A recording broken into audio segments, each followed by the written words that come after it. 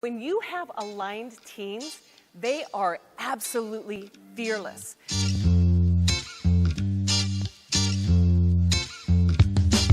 We need to rethink how we architect teams altogether.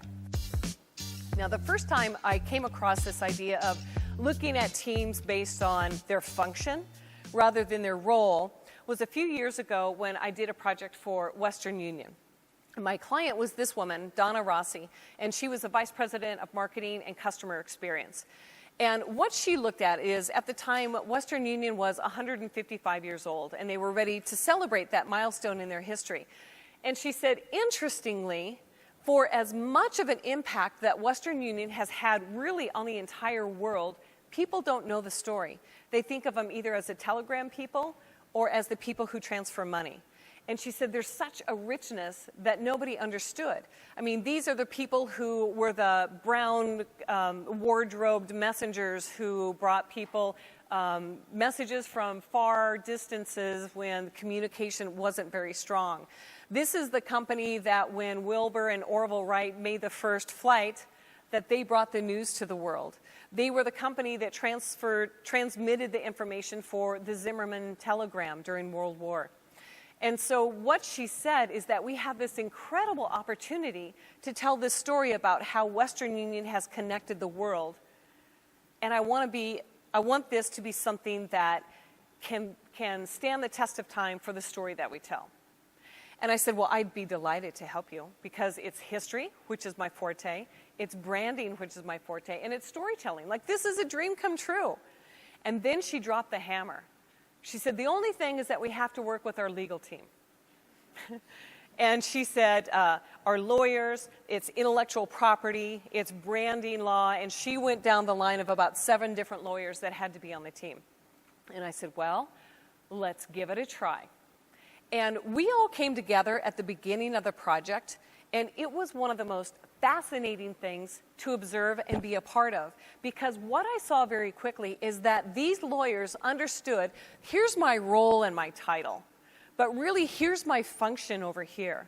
Because our goal at the end of the day is to tell this monumental story in a way that inspires employees, captivates people who are fans of the brand, and we have to start it, get it written, laid out, through legal, and out the door in 90 days. So it was a huge project.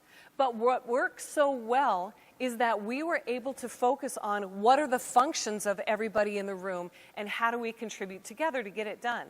And that's how we were able to tell the story of Western Union in such a profound way that had an impact on the company and how employees saw it and how outside stakeholders saw it in a way that took a very short amount of time. Now, there's 3 things that I learned from being a part of this team.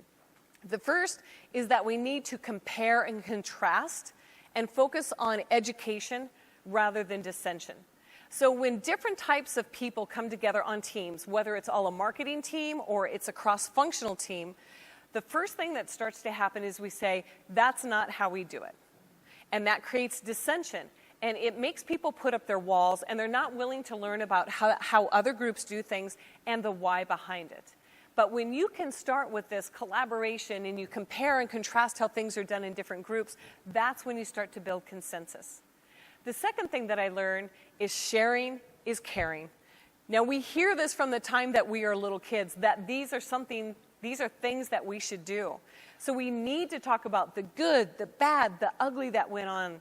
And if you know anything about Agile, this is a retrospective. Sometimes it's called a post-mortem.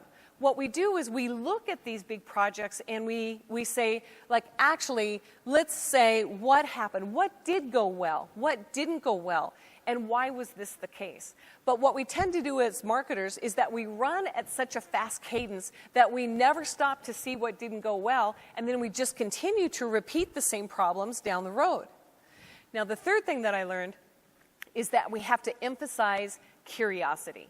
And this is a big component of building teams that are really focused on innovation.